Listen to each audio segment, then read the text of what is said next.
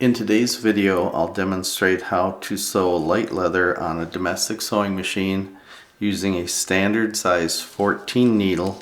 This is the one I'll be using today. It's an organ needle, size 14, just a standard needle, not a leather point. I'll just be using a dual duty Coats & Clark thread for this demonstration. And I'll be using 2 layers of a light leather.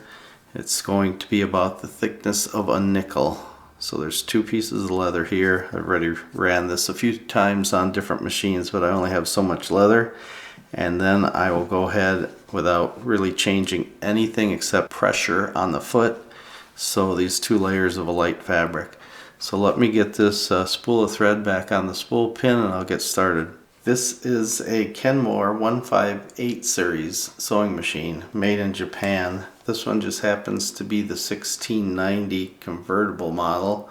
So let's go ahead and give it a go here. I'll turn on the light and I am going to bury the needle. I'll just go ahead and sew.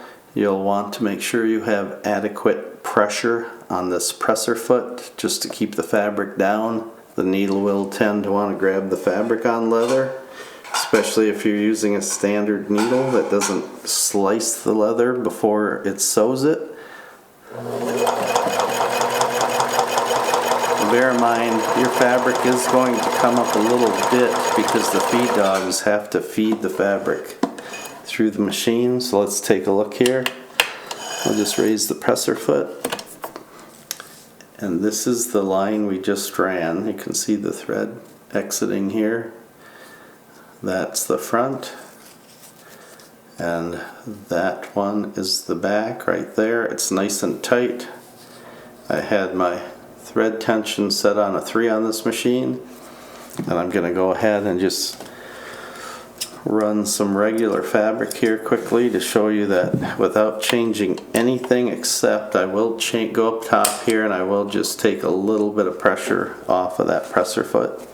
It doesn't need to be pushing down quite that hard. And I'll just go ahead and run a straight stitch on these 2 layers of fabric.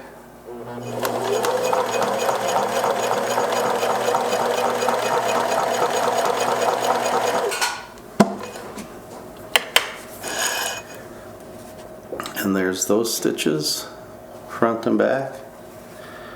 And really, if you have a good metal machine, this one does have a rotary hook that you load right here on the top, class 15 bobbin.